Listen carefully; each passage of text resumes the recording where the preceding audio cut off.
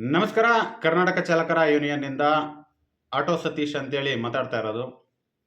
ಸ್ನೇಹಿತರೆ, ತಮ್ಗಳಿಗೆಲ್ಲರೂ ಕೂಡ ವೃತ್ತಿಯನ್ನು ಆಟೋ ಚಾಲಕರಾಗಿ ಆರಂಭ ಮಾಡಿದ್ದೀರಾ. ಆದರೆ ಇತ್ತೀಚಿನ ಬೆಳವಣಿಗೆಗಳು ಮತ್ತು ರಾಜ್ಯ ಸರ್ಕಾರದ ನಿರ್ಲಕ್ಷ್ಯಗಳು ದೊಡ್ಡ ಮಟ್ಟಕ್ಕೆ ಆಟೋ ಚಾಲಕರುಗಳ ಜೀವನದ ಜೊತೆ ಚೆಲ್ಲಾಟ ಚೆನ್ನಾಗಿ ಆಡ್ತಾ ಇದೆ. ಅದರ ಜೊತೆಯಲ್ಲಿ ಇತ್ತೀಚೆಗೆ ಬೆಂಗಳೂರು ನಗರದಲ್ಲಿ ತಾವುಗಳು ಕಂಡಿರೋ ಹಾಗೆ ಅಗ್ರಿಗೇಟರ್ ಕಂಪನಿಗಳ ಕಳ್ಳಾಟವನ್ನು ಕೂಡ ತಾವುಗಳೆಲ್ಲರೂ ಕೂಡ ನೋಡಿದ್ದೀರ. ಒಂದು ವಿಚಾರವನ್ನ ತಿಳ್ಕೊಂಡ್ವಿ. ದಾವಣಗೆರೆ ಅನ್ನುವಂತಹ ಒಂದು ನಗರಕ್ಕೆ ಒಂದು ಅಗ್ರಿಗೇಟರ್ ಕಂಪನಿ ಕಾಲಿಡ್ತಾ ಇದೆ ಅಂತ ವಿಚಾರ ತಿಳಿಬಂತು. ತಾವುಗಳೆಲ್ಲರೂ ಕೂಡ ವಿಚಾರವನ್ನ ಆಟೋ ಚಾಲಕರಾಗಿ ವೃತ್ತಿಯಲ್ಲಿ ಆರಂಭ ಮಾಡ್ಕೊಂಡಿದ್ದೀರಾ. ಕೊರೋನಾ ಸಂದರ್ಭಗಳಲ್ಲಿ ಹಿಂಡಿ ಹಿಪ್ಪೆ ಮಾಡಿದಂತಹ ನಮ್ಮಗಳ ಜೀವನವನ್ನು ಸರಿಪಡಿಸಬೇಕಾದ ರಾಜ್ಯ ಸರ್ಕಾರಗಳು ಕೂಡ ಇವತ್ತು ನಮ್ಮ ಜೀವನವನ್ನು ಎಲ್ಲಿಗೆ ತಂದಿಟ್ಟಿದ್ದಾವೆ ಅಂತಕ್ಕಂಥದ್ದನ್ನು ತಾವುಗಳೆಲ್ಲರೂ ಕೂಡ ಅರ್ಥ ಮಾಡ್ಕೋಬೇಕು.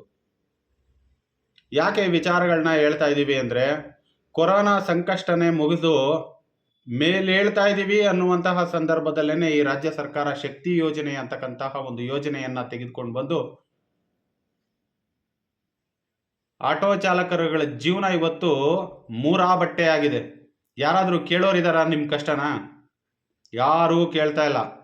ಎಂತೆಂತಹ ಹೋರಾಟಗಳನ್ನ ಮಾಡಿದ್ರು ಕೂಡ ಇದಕ್ಕೇನಾದರೂ ಸೊಪ್ಪಾಗ್ತಾ ಇದೆಯಾ ಸರ್ಕಾರಗಳು? ಯಾವುದಕ್ಕೂ ಸೊಪ್ಪಾಗ್ತಾ ಇಲ್ಲ. ದಯವಿಟ್ಟು ತಾವೆಲ್ಲರೂ ಕೂಡ ಜಿಲ್ಲಾವಾರು ಕೇಂದ್ರ ಮತ್ತು ತಾಲೂಕುವಾರು ಕೇಂದ್ರಗಳಲ್ಲಿರ್ತಕ್ಕಂತಹ ಚಾಲಕರುಗಳು ಎಲ್ಲರೂ ಕೂಡ ಒಗ್ಗಟ್ಟಾಗಿ ಶಕ್ತಿ ಪ್ರದರ್ಶನವನ್ನ ಮಾಡಬೇಕಾಗುತ್ತೆ. ಇವತ್ತು ಬೆಂಗಳೂರು ಯಾವುದೇ ಚಾಲಕರುಗಳ ಮತ್ತು ಹಿಡಿತದಲ್ಲಿ ಇಲ್ಲದೆ ಇರೋದು ತಾವುಗಳೆಲ್ಲರೂ ಕೂಡ ಮೊದಲು ಗಮನ ಹರಿಸ್ಕೋಬೇಕು. ಏನಿವತ್ತು ಅಗ್ರಿಗೇಟರ್ ಕಂಪನಿಗಳು ಅವರು ನಿಮ್ಗಳಿಗೆ ಫಸ್ಟ್ ಸ್ಟಾರ್ಟಿಂಗ್ ಅಲ್ಲಿ ಬಂದಂತ ಸಂದರ್ಭಗಳಲ್ಲಿ ಇನ್ಸೆಂಟಿವ್ ಅನ್ನುವ ಆಸೆಯನ್ನ ತೋರಿಸಿ ದರಿದ್ರ ಕಂಪನಿಗಳು ನಿಜವಾಗ್ಲೂ ಕೂಡ ನಿಮ್ಮ ಜೀವನವನ್ನ ಬರ್ಬಾದ್ ಮಾಡೋದಕ್ಕೆ ಅಂತಾನೆ ಅವ್ರು ಕುಂತಿರ್ತಕ್ಕಂಥದ್ದು. ಇದನ್ನ ತಾವುಗಳೆಲ್ಲರೂ ಕೂಡ ಮೊದಲನೇದಾಗಿ ಅರ್ಥ ಮಾಡ್ಕೋಬೇಕು. ಫಸ್ಟ್ ಸ್ಟಾರ್ಟಿಂಗ್ ಅಲ್ಲಿ ಬಂದಾಗ ಎಲ್ಲರೂ ಕೂಡ ಫ್ರೀ ಫ್ರೀ ಫ್ರೀ ಅಂತಾರೆ. ನೀವು 4 ಬಾಡಿಗೆ ಹೊಡೆದ್ರೆ ಇಡೀ ನಿಮ್ಮ ಜೀವನವನ್ನ ನಡೆಸ್ತೀವಿ ಅನ್ನುವಂತಹ ಆಶ್ವಾಸನೆಗಳನ್ನ ಕೊಡ್ತಾರೆ. ಆದರೆ ನೀವು ದುಡ್ದಂತಹ ದುಡ್ಡಿನಲ್ಲೇನೆ ಕಮಿಷನ್ ಅಂತೇಳಿ ಕಿತ್ಕೊಳ್ಳುವಂತಹ ಕೆಲಸಗಳನ್ನ ಮಾಡ್ತಾರೆ. ಇದೆಲ್ಲದರ ಜೊತೆನಲ್ಲಿ ನೀವುಗಳು ಒಂದನ್ನು ಅರ್ಥ ಮಾಡ್ಕೋಬೇಕು. ಇವತ್ತು ಏನು ನಾವು ಆಟೋ ವೃತ್ತಿಯನ್ನು ಆರಂಭ ಮಾಡ್ತಾ ಇದ್ದೀವಿ, ತಮ್ಗಳಿಗೆ ನಿಮ್ಮದೇ ಆದ ನಗರ ಪ್ರದೇಶಗಳಲ್ಲಿ ಸ್ಟ್ಯಾಂಡ್ಗಳಿರುತ್ತೆ ಗ್ರಾಹಕರುಗಳನ್ನ ಪಿಕಪ್ ಮಾಡೋದಕ್ಕೆ. ಆದರೆ ಇಲ್ಲಿ ನೀವು ಹಾಕಿಸುವಂತಹ ಡೀಸೆಲ್ ನಿಮ್ಮ ಬಂಡವಾಳದಲ್ಲಿ ಗ್ರಾಹಕರ ಮನೆ ಬಾಗಿಲಿಗೆ ಹೋಗಿ ಕಾಯುವಂತ ವ್ಯವಸ್ಥೆ ಒಳಗಡೆ ತಗೊಂಡು ಬಂದು ನಿಲ್ಲಿಸ್ತಾರೆ. ಇದೆಲ್ಲೋ ಒಂದ್ ಕಡೆ ಒಳ್ಳೇದು ಅಂತ ಅನ್ಬೋದು. ಆದರೆ ಮುಂದಿನ ದಿನಗಳಲ್ಲಿ ನಿಜವಾಗ್ಲೂ ಕೂಡ ನಿಮ್ಮ ಬದುಕನ್ನ ಮೂರಾ ಬಟ್ಟೆ ಮಾಡೋದಕ್ಕೆ ಅಂತಾನೆ ನಿಂತ್ಕೊಂಡಿದ್ದಾರೆ. ಉದಾಹರಣೆಗೆ ಹೇಳೋದಾದ್ರೆ, ಒಂದು ದಾವಣಗೆರೆ ಅಂತಹ ಜಿಲ್ಲೆಗೆ ಅನುಮತಿಯನ್ನ ಕೊಡಬೇಕಾದ್ರೆ ಮೊನ್ನೆ ಜಿಲ್ಲಾಧಿಕಾರಿಗಳು ಏನ್ ಮಾಡ್ತಾ ಇದ್ದಾರೆ ಅಂತ ನಾವು ಪ್ರಶ್ನೆಯನ್ನ ಮಾಡಬೇಕಾಗುತ್ತೆ. ತಾವುಗಳೆಲ್ಲರೂ ಕೂಡ ನೋಡಿರ್ಬೋದು, ಈ ಹಿಂದೆ ಸುಮಾರು 1 ತಿಂಗಳ ಹಿಂದೆ ಇದೇ ಆಪ್ ಆಧಾರಿತ ಕಂಪನಿಗಳ ಒಳಗಡೆ ಸೇವೆ ಕೊಡುವಂತಹ ಆಟೋ ಚಾಲಕರುಗಳಿಗೆ ದಂಡ ಹಾಕಿರುವಂತಹ ರಸೀದಿಗಳನ್ನು ಕೂಡ ಬೇಕಾದ್ರೆ ನಾನು ನಿಮಗೆ ಸಬ್ಮಿಟ್ ಮಾಡಬಲ್ಲೆ. RTO ಇಂದಲೇ ಅನುಮತಿಯೇ ಇಲ್ಲದೆ ಬಂಡವಾಳ ಶಾಹಿಗಳು ಬಂದು ಇವತ್ತು ಜಿಲ್ಲಾವಾರು ಕೇಂದ್ರಗಳು ಇವತ್ತು ಬೆಂಗಳೂರನ್ನೇ ಆಟೋ ಚಾಲಕರುಗಳ ಜೀವನನ ಜೊತೆ ದೊಡ್ಡ ಮಟ್ಟಕ್ಕೆ ಚೆಲ್ಲಾಟವನ್ನ ಆಡ್ತಾ ಇದ್ದಾರೆ. ಯಾವುದೇ ಸರ್ಕಾರದ ಹಿಡಿತಗಳಿಲ್ಲ, ಯಾವುದೇ ಅಧಿಕಾರಿಗಳ ಹಿಡಿತವಿಲ್ಲ. ಬರೀ ಲಂಚಬಾಕರ ಅಧಿಕಾರಿಗಳ ದುರಾಡಳಿತ, ದುರ್ವ್ಯವಸ್ಥೆ ಇಂಥದ್ರೊಳಗಡೆ ತಗೊಂಡು ಬಂದು ಹಾಕಿ ಇವತ್ತು ಬೆಂಗಳೂರಿನಂತಹ ನಗರ ಪ್ರದೇಶದಲ್ಲಿ ಇರ್ತಕ್ಕಂತಹ ಚಾಲಕರುಗಳ ಜೀವನ ನಿಜವಾಗ್ಲೂ ಕೂಡ ಹೇಳ್ಬಾರ್ದು, ನಿಮಗೆ ಆ ಮಟ್ಟಕ್ಕೆ ಬಂದು ನಿಂತೋಗಿದೆ. ತಾವುಗಳು ಬೆಂಗಳೂರಿನಲ್ಲಿ ಇರ್ತಕ್ಕಂತಹ ಹಲವಾರು ಸಂಘಟನೆಗಳು ಲೈವ್ ಕಾರ್ಯಕ್ರಮಗಳನ್ನ ಮಾಡ್ತಾರೆ, ಚಾಲಕರುಗಳ ಹೇಳಿಕೆಗಳನ್ನ ಕೊಡ್ತಾರೆ. ಅದನ್ನೆಲ್ಲದೂ ಕೂಡ ನಾವು ನೋಡ್ಬೇಕು. ನೀವುಗಳು ಎಲ್ಲೋ ಕೆಲವೊಂದಿಷ್ಟು ಇನ್ಫ್ಲೂಯೆನ್ಸರ್ಸ್ ಅಂತ ಇರ್ತಾರೆ, ಸೋಷಿಯಲ್ ಮೀಡಿಯಾ ಇನ್ಫ್ಲೂಯೆನ್ಸ್ ಅಂತ. ಅಂತಹ ಕೆಲವೊಂದಿಷ್ಟು ಚಾಲಕರುಗಳು ನಮ್ಮ ಜೀವನ ಸುಖಕರವಾಗಿದೆ ಅಂತ ಹೇಳೋದನ್ನ ಬಿಟ್ರೆ ಇನ್ನು ಉಳಿದಂತೆ ಕಷ್ಟಪಡ್ತಾ ಇರ್ತಾನೋ ನಿಜವಾಗ್ಲೂ ಕೂಡ ಕಷ್ಟಪಡ್ತಾನೆ ಇದ್ದಾನೆ. ಹಾಗಾಗಿ ನಗರ ಪ್ರದೇಶವನ್ನು ಹೊರತುಪಡಿಸಿ ಜಿಲ್ಲಾವಾರು ಮತ್ತು ತಾಲೂಕುವಾರು ಪ್ರದೇಶಗಳಲ್ಲಿ ಇರ್ತಕ್ಕಂತಹ ಚಾಲಕರುಗಳಲ್ಲಿ ಕೈ ಮುಗಿದು ಮನವಿಯನ್ನ ಮಾಡ್ಕೊಳ್ತೇವೆ. ದಯವಿಟ್ಟು ಅನುಮತಿಸಬೇಡಿ. ಯಾವುದೇ ಕಾರಣಕ್ಕೂ ಅಗ್ರಿಗೇಟರ್ ಕಂಪನಿಗಳು ಜಿಲ್ಲಾವಾರು ಕೇಂದ್ರಗಳು ಮತ್ತು ತಾಲೂಕುವಾರು ಕೇಂದ್ರಗಳಿಗೆ ಬರೋದನ್ನ ನಿಜವಾಗ್ಲೂ ಕೂಡ ತಡೆ ಹಿಡಿಬೇಕು. ಯಾಕೆ ಈ ವಿಚಾರವನ್ನ ಹೇಳ್ತಾ ಇದ್ದೀನಿ ಅಂದ್ರೆ, ಈ ಹಿಂದೆ ಸುಮಾರು ಒಂದು 15-20 ದಿನಗಳ ಹಿಂದೆ ಇದೇ ದಾವಣಗೆರೆ ಜಿಲ್ಲೆಯಲ್ಲಿ ಬೈಕ್ ಟ್ಯಾಕ್ಸಿಯನ್ನ ನಡೆಸ್ತಾ ಇರೋದನ್ನ ಹಿಡಿದಿರೋದನ್ನ ನಾನು ವಿಡಿಯೋದಲ್ಲಿ ನೋಡಿ ಗಮನಿಸಿದ್ದೇನೆ ಸ್ನೇಹಿತರೆ. ಹಾಗಾಗಿ ಇವತ್ತು ಬೈಕ್ ಟ್ಯಾಕ್ಸಿ ಅಂತಕ್ಕಂಥದ್ದು ಕೇವಲ ನಗರ ಪ್ರದೇಶವನ್ನ ಹೊರತುಪಡಿಸಿ ಜಿಲ್ಲಾವಾರು ಕೇಂದ್ರಗಳಿಗೂ ಕೂಡ ಕಾಲಿಟ್ರೆ, ಒಂದು ಕಡೆ ಶಕ್ತಿ ಯೋಜನೆಯಿಂದ ನಿಮ್ಮ ಜೀವನ ಬರ್ಬಾದ್ಲಾಗಿದೆ.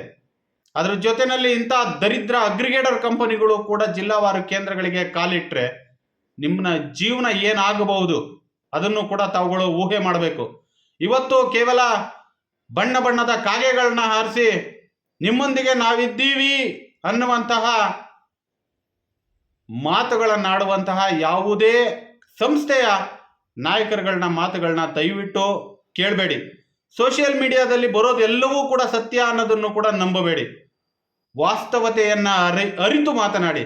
ತಮ್ಗಳಿಗೇನಾದರೂ ಅದ್ರ ಬಗ್ಗೆ ಇನ್ನೂ ವಾಸ್ತವತೆ ಬೇಕು ಅನ್ನೋದಿದ್ರೆ ಕಮೆಂಟ್ ಮುಖಾಂತರವಾಗಿ ತಿಳಿಸಿ. ಏನು ಮಾಡಬೇಕು ಅನ್ನೋದ್ರ ಬಗ್ಗೆ ಬೇಕಾದ್ರೆ ನನ್ನ ನಂಬರ್ ಹಾಕ್ತೀನಿ, ನನ್ನೊಂದಿಗೆ ಚರ್ಚೆ ಮಾಡಿ.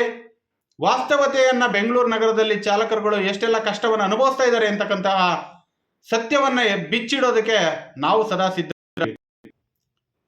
ದಯವಿಟ್ಟು ಇವತ್ತು ಕೇವಲ ದಾವಣಗೆರೆ, ಮಂಗಳೂರು, ಮೈಸೂರು ಅಂತ ಅಲ್ಲ, ಮುಂದಿನ ಎಲ್ಲ ಜಿಲ್ಲಾ ಕೇಂದ್ರಗಳಿಗೂ ಬರುವ ಸಾಧ್ಯತೆಗಳಿದೆ. ಹಾಗಾಗಿ ನೀವುಗಳು ಒಗ್ಗಟ್ಟಾಗಿದ್ದರೆ ಮಾತ್ರ ಇಂತಹ ಸಂಸ್ಥೆಗಳ ವಿರುದ್ಧವಾಗಿ ತೊಡೆಯನ್ನ ತಟ್ಟಿ ಧ್ವನಿ ಎತ್ತಬಹುದೋ ವಿನಃ ಅದನ್ನು ಹೊರತುಪಡಿಸಿ ಏನೂ ಮಾಡಲು ಸಾಧ್ಯವಿಲ್ಲದ ವ್ಯವಸ್ಥೆ ಒಳಗಡೆ ಬಂದಿದ್ದೀವಿ. ರಾಜ್ಯ ಸರ್ಕಾರವೇ ಆಗ್ಬೋದು, ಆಡಳಿತದಲ್ಲಿರತಕ್ಕಂತಹ ಅಧಿಕಾರಿಗಳೇ ಆಗ್ಬೋದು.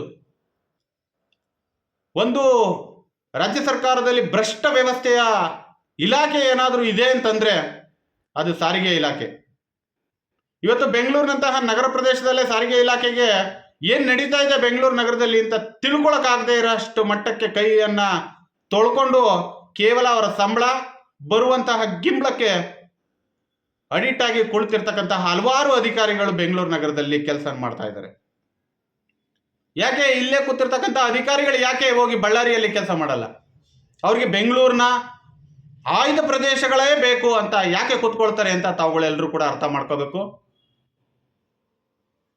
ತಮ್ಮಗಳಿಗೆ ಒಂದು ವಿಚಾರವನ್ನ ಮನವರಿಕೆ ಮಾಡ್ಕೊಳ್ಳಿ. ತಾವುಗಳು ತಮ್ಮ ಒಂದು ಸಂಘಟನೆಗಳ ಮುಖಾಂತರವಾಗಿ ಚರ್ಚೆಯನ್ನ ಮಾಡಿ ತಿಳ್ಕೊಳ್ಳಿ. ಶಕ್ತಿ ಯೋಜನೆಯಿಂದ ತಮ್ಮ ಜೀವನ ಎಲ್ಲಿಗೆ ಬಂದು ನಿಂತಿದೆ, ಅದ್ರ ಜೊತೆಯಲ್ಲಿ ಇಂತಹ ದರಿದ್ರ ಕಂಪನಿಗಳು ಕೂಡ ನಿಮ್ಮಗಳ ಬಾಳಿನ ಜೊತೆಯಲ್ಲಿ ಆಟ ಆಡೋದಕ್ಕೆ ನೀವುಗಳು ಬಿಟ್ಟುಕೊಂಡ್ರೆ ಮುಂದಿನ ಜನಾಂಗಕ್ಕೆ ಆಟೋ ಅಂತಕ್ಕಂತಹ ಒಂದು ವೃತ್ತಿಯೇ ನಶಿಸಿ ಹೋಗುವ ಸಾಧ್ಯತೆಗಳೇ ಹೆಚ್ಚಾಗಿದೆ. ಯಾಕೆ ಅಂದ್ರೆ ಎಲ್ಲರಿಗೂ ಬೇಕಾಗಿರ್ತಕ್ಕಂಥದ್ದು ಲಾಭಾಂಶ. ರಾಜಕಾರಣಿಗಳಿಗಾಗ್ಬೋದು, ಅಧಿಕಾರಿಗಳಿಗಾಗ್ಬೋದು, ಎಲ್ರಿಗೂ ಬೇಕಾಗಿರ್ತಕ್ಕಂಥದ್ದು ಲಾಭಾಂಶ. ಆ ಲಾಭಾಂಶವನ್ನ ತಂದ್ಕೊಡೋರು ಯಾರು ಅಂತಂದ್ರೆ ಆಟೋ ಚಾಲಕರು.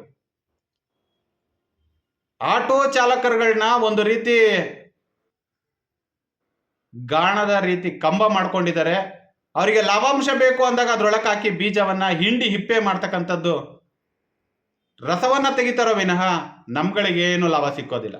ಹಾಗಾಗಿ ನಾನೆಲ್ಲ ಚಾಲಕರಲ್ಲೂ ಕೂಡ ಮನವಿ ಮಾಡಿ ಕೇಳ್ತೇನೆ, ಇಂತಹ ದರಿದ್ರ ಕಂಪನಿಗಳ ವಿರುದ್ಧವಾಗಿ ಪ್ರಪ್ರಥಮ ಬಾರಿಗೆ ಮೊಟ್ಟ ಮೊದಲನೇದಾಗಿ ಎಲ್ಲಿ ಎಂಟ್ರಿ ಆಗುತ್ತೆ ತಾವುಗಳು ಅಲ್ಲೇ ತೊಡೆ ತಟ್ಟಿ ನಿಂತರೆ ಮಾತ್ರ ಗೆಲುವನ್ನ ಸಾಧೋದಕ್ಕೆ ಸಾಧ್ಯನೋ ವಿನಃ ಬೆಂಗಳೂರಿನಂತಹ ಈ ಒಂದು ದೊಡ್ಡ ಪ್ರದೇಶಕ್ಕೆ ಬಿಟ್ಕೊಂಡು ಇವತ್ತೇನು ಕೈ ಮೀರಿ ಕುಳಿತುಕೊಳ್ಳುವಂತಹ ಪರಿಸ್ಥಿತಿಗೆ ಬಂದು ನಿಂತಿದೆ.